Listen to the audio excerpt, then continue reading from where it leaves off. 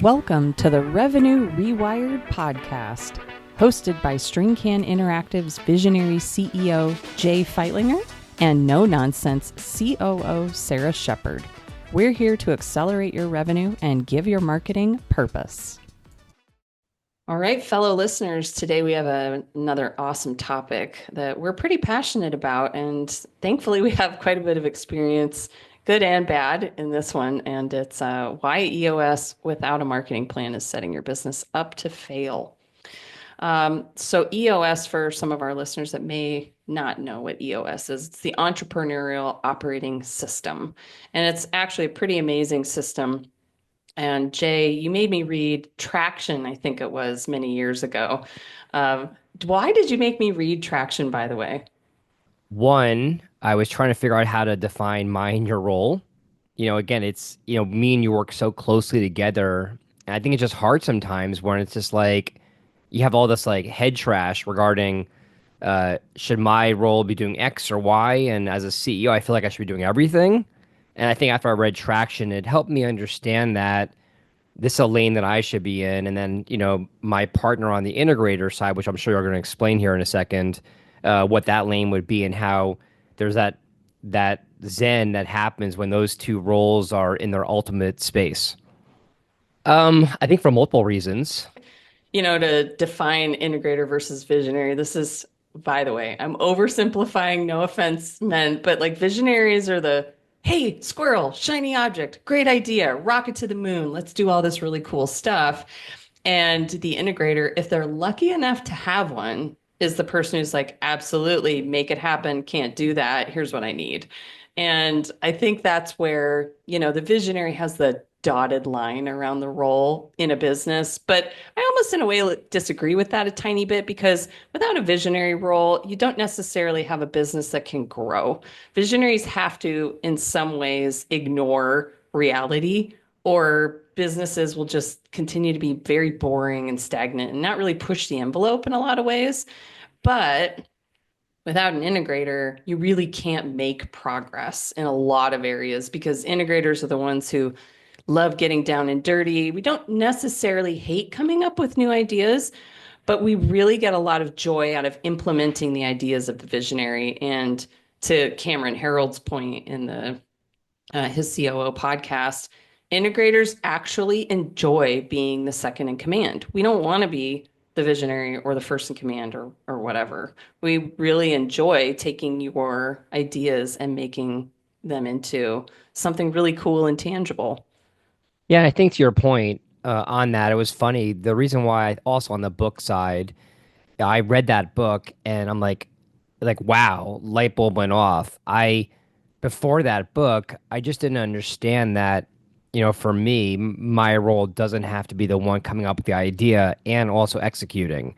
And I think that book, when I read it, it gave me this level of freedom where I'm like, okay, I can get help. I think again, a lot of typical visionaries are often not very good at realizing that. And so I think that again, the whole thing between traction and then you become the integrator and all the transformation we made around this. Again, I'm not putting all of our growth based upon the success of using EOS, but it's definitely one of those, I guess, highlights in our 15 years almost now with this business that I Mm-hmm. really can point to that it's definitely transformed us. And I think me and you over the years, when we first started doing this, we self-implemented it, and then realized that we needed help because again, it's really hard to facilitate all those conversations, and to be present in those conversations. And again, I think that again, the transformation of us relying on a professional facilitator for our EOS journey, and then how me and you are aligned against who's doing what. I really feel like it's been a huge benefit. Obviously, then I'm sure we're going to talk here in a second about the marketing side of it, but I think it's really, really a powerful platform for companies to use that are looking to really help scale efficiently when they're looking to grow their business. Yeah, and I'd be curious how many visionaries use EOS without an integrator. I'm sure there are some, and in some ways that's kind of what it's maybe intended, was a little bit of structure where there really isn't any, and visionaries need in some ways structure to be successful. And that's where the integrator comes in and why they're so critical and sort of the de facto decision maker in the EOS framework. But it was hard to facilitate. And I also needed better skills, I think, on the facilitation side because EOS has rules and I like following the rules. But without our facilitator implementer holding me accountable, it's kind of like he actually was the one to hold me accountable to the overall strategy of everything, and showing us kind of where the buckets were and time and it was through that in some ways I think we uncovered just like other businesses that we had a gap when it came to marketing. EOS does an amazing job at structuring focus areas and the bigger chunks of your business, but marketing doesn't get quite the attention I think it deserves in the VTO, which is the Vision Traction Organizer. But I'd be curious what you think about that VTO and how it ties into the marketing plan. Yeah, I guess the way my brain has thought about it, being that we're a marketing agency, marketing was obviously always a part of every aspect of how we leverage EOS, but when I meet with a lot of our clients, and again, a lot of our ideal clients typically are running on a tool like EOS or a platform is probably a better way to say it. um, those that do leverage marketing in the Vision Traction Organizer, I feel like are the ones that have all their departments, heading towards the same true north. But I think to your point there, the analogy I like to use to people that aren't leveraging or incorporating marketing smartly in their vision for their business, it's almost like an orchestra. The leadership team that is overseeing the EOS work is like the conductor. And then if you have basically various different members of that band that aren't following that instruction, obviously you can easily hear when that one you know performer is out of tune.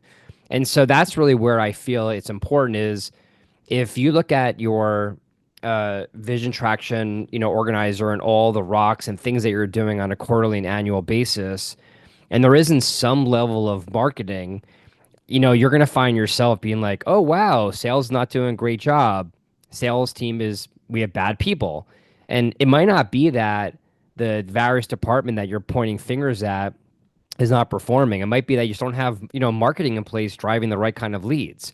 So I think just really, again, at the end of the day, the marketing side is almost like, again, that analogy. It's like you have a beautiful Ferrari, no fuel in it. It's really pretty to look at, but the I would call the marketing side of a business is the fuel. And without that, you're really not going to go anywhere. Mm. Yeah, because the three buckets are sales, service, and finance, or sales operations of finance. It's kind of a toss up on what you call it in your business. But, then marketing is sort of like left out in the wind. Am I part of sales? Am I part of, it's actually part of everything. And I think that's maybe a little bit of why it's sort of left out as it's implied. However, it is in a way maybe treated like an afterthought, but it's a really core piece and can create some serious disconnect that we've talked about before, like for example, between sales and marketing in the departments. So, I guess real fast, a comment on that, not to cut you off, but as you were just talking now, an aha came to me, and you probably have heard this numerous times. Um, to be fair to various companies that are running on EOS, if the leadership team, if there isn't a true marketing leader there, that might be part of the problem. Is that as you have heard this from many of our clients, if the leadership team they're working with doesn't have a marketing leader in place, it's often we hear when we ask a leadership team member to define marketing, they often focus on sales. So I think that might be also part of the problem is that marketing is not sales. It's a very, very different aspect of the business growth side. And so I think that might be the first step is making sure that everyone on their team understands, definition of what is marketing versus what is sales. And I hate using the word verse because they should be ideally, one unified kind of working team together. But you have to separate the functionality of what marketing is versus sales. Oh man, that was the perfect segue, and you kind of stole the thunder of point I'm number sorry. one. No, no, that's actually it's great because you're right. Marketing needs a seat at the table, and like how would you say we were able to bring our marketing seat to the table when it came to moving from self-implementing to having an implementer facilitate for us? I think probably again, as a marketing agency, we've had various different people in that role of doing marketing. And we actually have had probably almost every team member involved in some aspect of marketing. But I think where we've had great success and other clients of ours that have had great success are the ones that actually have separate initiatives around what is marketing doing different than what is sales doing. And that's really where I think the first step is when you look at the role of marketing, it's all about, helping you, tell your brand story, um, getting found by the ideal client, providing them valuable information to make them interested in your possible business, to kind of raise their hand and saying, "Hey, I'm interested in what you have to say. I'd be interested in having a conversation with someone on your sales team." And so the idea of that then would be is driving a qualified candidate that is interested in hiring you or buying your products or services for the sales team, so they don't get some random person speaking to them that has no understanding of potentially what your business does. So it really warms up the conversation for your sales team. So again, back to your question, that's really where I think we've had success, where we said, okay, the role of marketing to help grow our business is X. And then we focused on that and then what gaps we have around that, and then developed initiatives and focus around just that area. And that's really where I think we've had great success. So then when we went from self implementing then to hiring a professional facilitator, I think our professional facilitator was pretty impressed with us because we had very clear focus areas, initiatives, goals, rocks, etc., around what the role of marketing is for our business, and then what happens around the sales side. And that's really where I think we've had some really good success and clearly defining the role of marketing versus the role of sales. And to that point, what you mentioned that's key is who is owning those rocks. So if marketing doesn't have a seat at the table, you're going to have someone else, I don't know, maybe in operations, maybe in sales, maybe in service or finance, like whoever else is at the table on the leadership team owning a marketing rock. And ultimately, it's probably not in their wheelhouse. It's probably not something that's like their daily driver or their super focus area. It's like a piece of a larger piece that they're just kind of trying to push through to get to a larger initiative. And so if marketing has a seat at the leadership table when it comes to your EOS structure, you have a better chance of that success kind of weaving its way into the other departments. Like marketing and brand recognition is a key piece of recruiting and talent acquisition. If you don't have a brand that someone says, wow, I'd really love to go work there. That's a pretty cool place. Or they have absolutely no clue what you do. On the other hand, they're probably not going to risk their career by working for some unknown or unclear organization.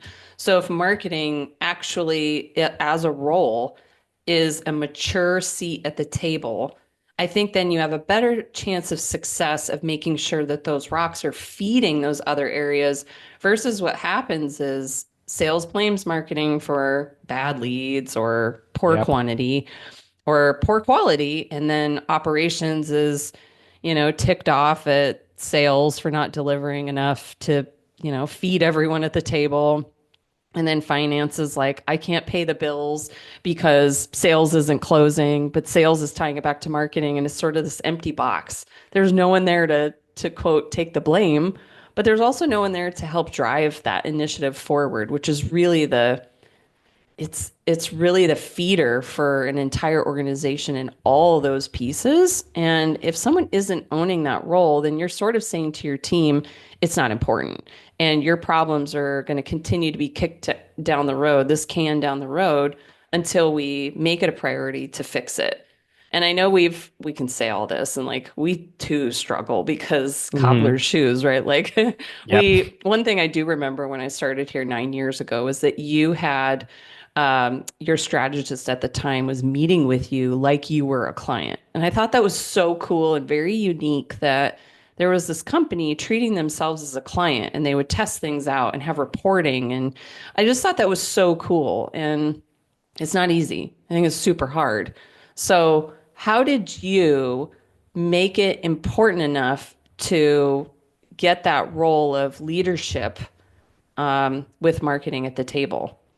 Well, I think probably half the battle was realizing how important it was. And again, it's easier for me to think about it from another client point of view. I'm amazed at how many organizations that are kind of like mid-market don't even have that marketing leader in place. I think so. Half the battle, I think, step number one is making sure that you have kind of like Jim Collins, good to great, the right person in the right seat on the bus. I think, and step number one is marketing has to be part of pretty much every business, like probably every business. I can't imagine a business that didn't need some level of marketing. And then two is making sure you have the right person that has a passion, the skills, the interest, the time, capacity, etc., overseeing that.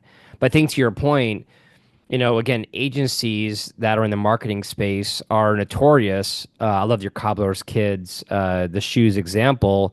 We're the worst at that. We spend so much time on helping our clients with our marketing initiatives. We don't focus on our own. And that's really where I think I was struggling with that is it was kind of like forced.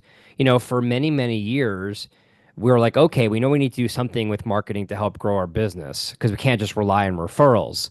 And we always put our clients, which makes sense, first. And there was never enough time to do marketing for ourselves. And so the epiphany that I had was okay, when I looked at the root of the problem, it was because we weren't treating ourselves like a client.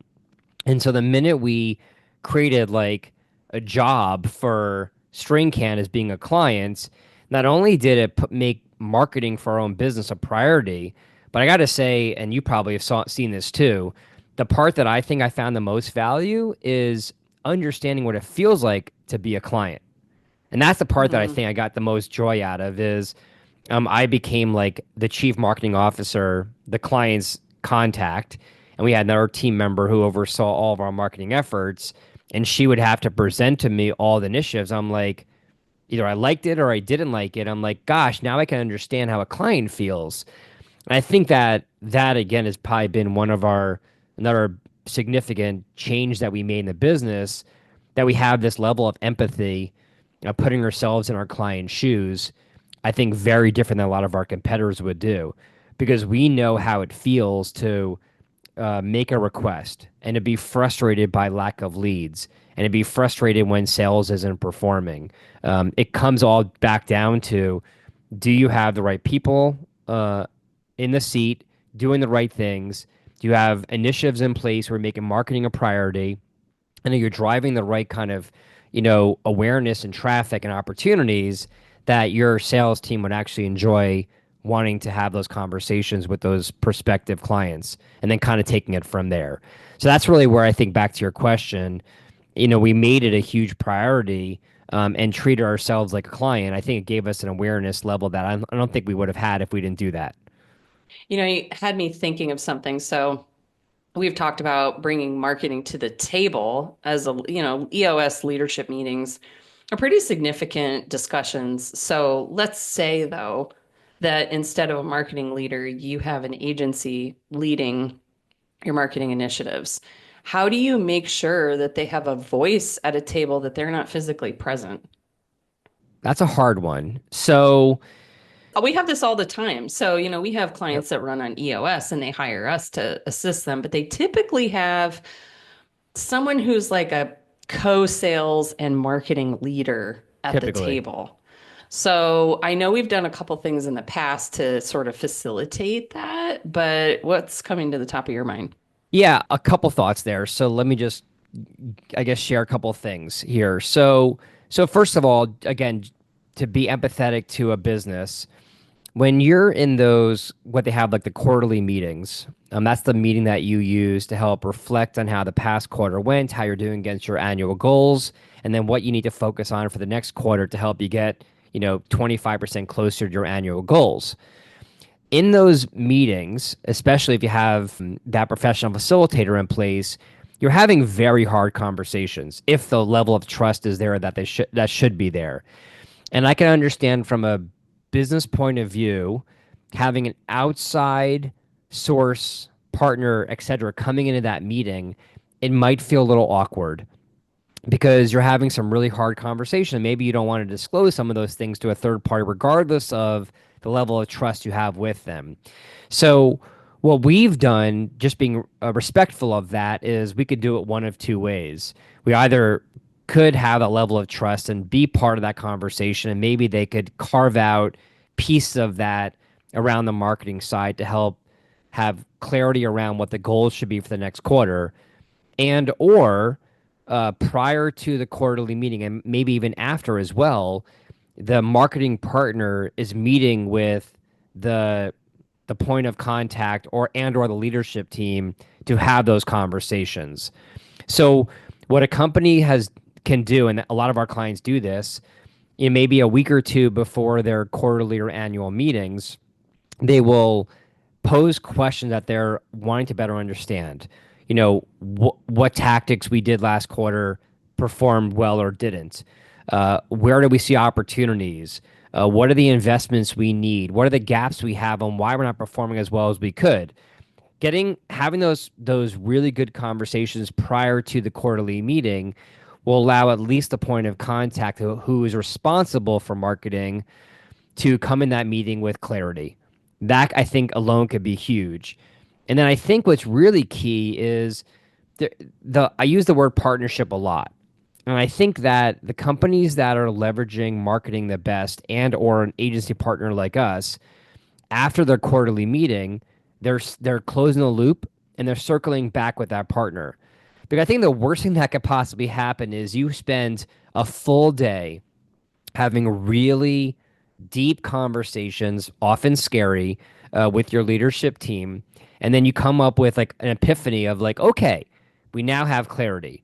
For this next quarter, we want to do X. Maybe it's enhance a product or service, maybe launch a new market, maybe acquire a new business, whatever the initiatives are. If you don't communicate that to your marketing partner, don't be surprised where a quarter goes by and you haven't done the right things. Because if they don't have direction from you because they aren't at in that room, they're not going to understand. They're not mind readers. And so again, I think our clients that we have the best success with that are running on a platform like EOS, we meet with them, prior to their quarterly or annual meetings, and we're meeting with them again after the meeting is done. So we're all aligned that we're heading towards the same true north point of what we're trying to accomplish. So that's really, I think, the answer to your question. I think is so important is that if it's not appropriate is probably a good word to include your partner in those meetings. And honestly, often it's not like I think about it for us. We take our meetings very seriously. Besides our professional facilitator Scott, who runs all of our meetings, I don't know if I would be comfortable having a third party in the meeting. And it's less about me being uncomfortable sharing private stuff. It's more about I don't want to waste time. Having to have a third party in that room who has not been day to day living all of the blood, sweat, and tears that we're going through, having to waste energy and having to catch them up to speed in that meeting, I think would be very inefficient. Which is why I was saying that if you do it before as a separate meeting and then after again to make sure everyone's aligned, I think is probably the way to go. That answer your question? And that was a Yeah. long-winded way to say it. Yeah, I mean, it's kind of what I thought you would say. Of course, I would be so uncomfortable bringing like a partner into that meeting because you do have a lot of trust building opportunities with your leadership team, but it really is missing out on like a long-term marketing plan or strategy if you don't take the opportunity to say, hey, my marketing partner, here's how the conversation went in sort of a high level view. And here's how marketing is tying into all of this. And here's where I could really use your help because the cool thing I think about a marketing partner, not to toot our own horn, is that we can find really efficient ways of doing stuff. Like, oh, you're having this problem over here. Well, if you do this, it actually can do double the work or, whatever. And so, rocks are owned by a person, but not necessarily every tactic or executionary item is owned by that person. So, what's, I think, ideal if you can swing it, and if marketing is a problem, you really probably should reconsider how you're investing your time and energy, but have a marketing person owning that rock, someone who's really understanding the whole, I guess, life cycle and structure of how my marketing is assisting my other business units. And if it's like the CEO or the visionary, it might not be the best unless it's like a super strong passion of theirs. Just personal opinion. I think we're kind of lucky because you're the CEO of a marketing agency, but you actually aren't running marketing. I am, which is kind of nice because then you don't have to do all the stuff. You can just have an opinion on everything, which is great. But if they're not then following up and saying, here's how the company rocks and the individual rocks shook down in this meeting, then you really are kind of on an island, which a lot of marketing people are. So you almost need a marketing partner just to help you not feel so alone and feel like you're having to do this all on your own. And Yeah, we I talk think you're to prospects all the time and they're overwhelmed by all the stuff. So I can't imagine a marketing person would be they'd be a little less overwhelmed, but it's still a lot. Well, I think to that point, the where I have heard from our clients numerous times where they get significant value of it is that because we aren't living it day to day, we often can see things very differently. And again, I think, again, to be fair to our clients, when you're so in the thick of all of the stuff, you often can't see some of the immediate opportunities. And I think that's where I think we bring a lot of value is we have so many other clients we work with and we see a lot across various different industries what's working and what's not. And I think when we could bring to them that very unique perspective, I think that they really appreciate that. And then also, again, back to the comment you made earlier about the marketing partner, not being in that meeting. Again, just be very transparent to the group. I think one of the biggest problems that we had with EOS is that whole what we call trust. We have a very strong culture, and I think for the first couple years, we all liked each other so much. I think we were being way too kind.